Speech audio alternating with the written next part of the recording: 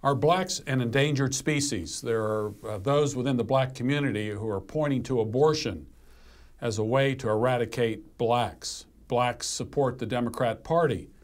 There are those in the Democrat Party, of course, which is mostly a pro-abortion party. Will blacks take notice?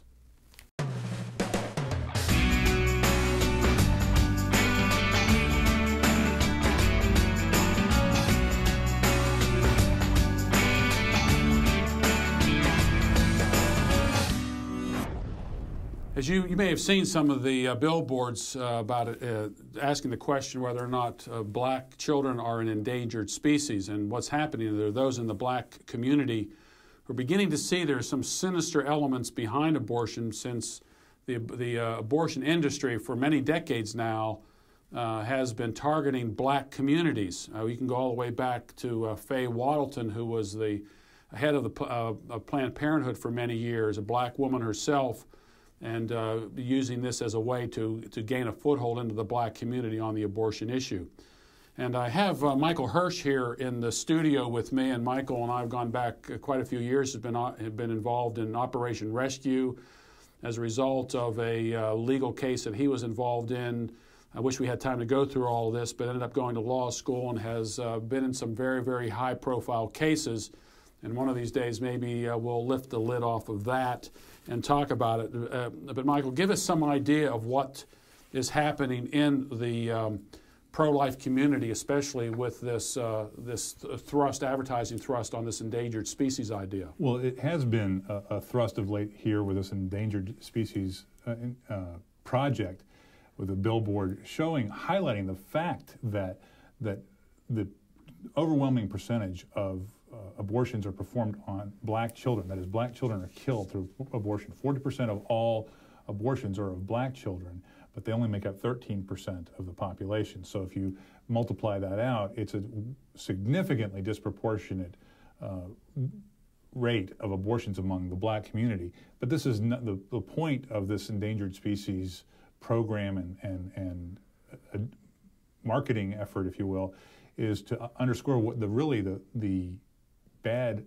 roots of Planned Parenthood. Yeah, I mean, I don't think a lot of people realize this. I mean, this thing, Planned Parenthood really had a genesis with a woman named Margaret Sanger, and Margaret Sanger had kind of ideological affiliations with the whole eugenics movement. That's and right. It wasn't just blacks, it was, people like you and me. I mean, from Italy, your grandparents, Germany and Russia, right? And so she was against all of us. That's right. She really wasn't a discriminating person when it came to that. She really was. Before it was called Planned Parenthood, it was called the Birth Control League, and she was very open and notorious in her advocacy of. She called it the Negro Project. It was one of her programs, where she talked about recruiting the leaders in the black community to make them useful stooges in this program to get rid of of the black population, calling blacks human weeds, quote unquote. Those were her words. And we've seen that almost like it's been perfectly scripted. President Obama, when he was campaigning, adopted that program almost part and parcel, saying that he would kill his own grandchildren rather than, quote, punish his daughters with a baby. Over lunch we were talking about this, and I had remembered this.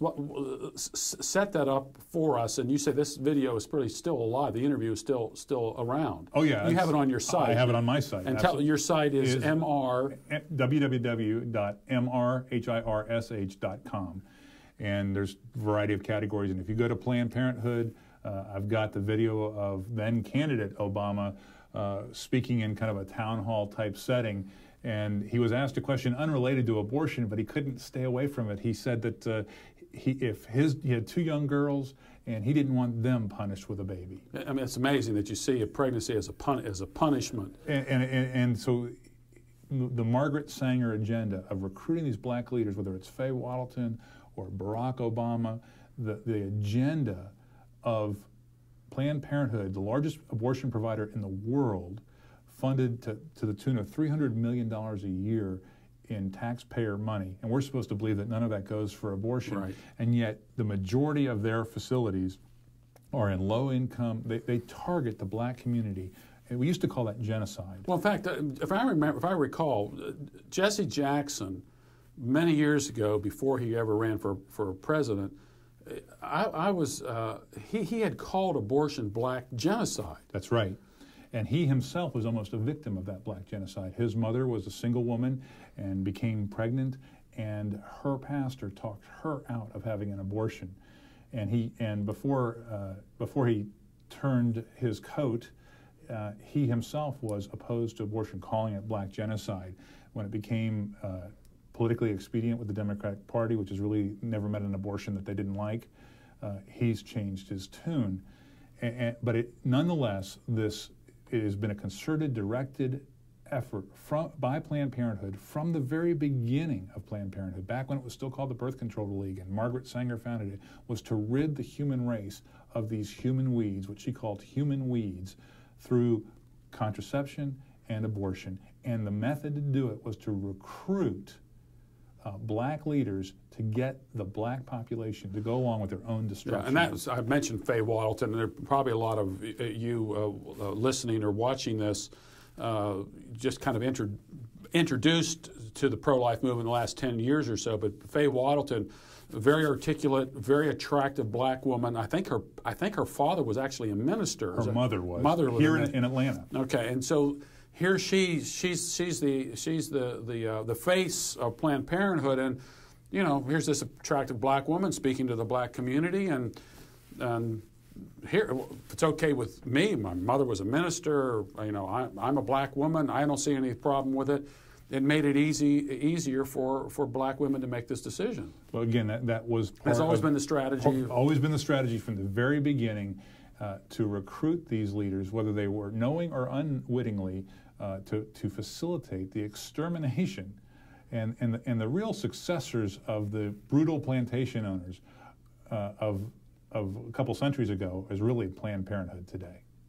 And what's happening now, and I'm not real familiar with this this Georgia Right to Life hiring a black outreach coordinator, and how the anti-abortion was as long as seen as almost exclusively white and Republican, is encouraging black abortion opponents to become more active. So what's happened here in Georgia? Is Georgia leading the front of pointing out that abortion really is affecting the black community more than the white community? Well, it's certainly one of the points of it, and I don't think they're the only ones doing it, but what Georgia Right to Life has done in working with some other organizations is they've purchased and put up a number of billboards that have a picture of a young black baby on it, and with the words "an endangered species," and because there is this hugely disproportionate number of abortions in the black population over the white population, and the blacks that are, and a lot of black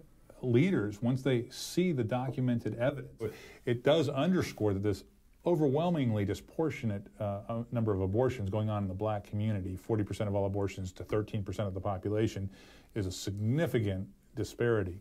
And that has been the agenda of Planned Parenthood and their successors from the very beginning. Racist roots designed to eradicate the undesirables, just like Hitler did of anybody that wasn't an Aryan. It is the exact same thing. Well, we've got to go. And again, if you would like to, you need to go to Michael Hirsch's website. It's www.mrhirsh.com to read about this story and other things related to the pro-life movement and other topics of interest.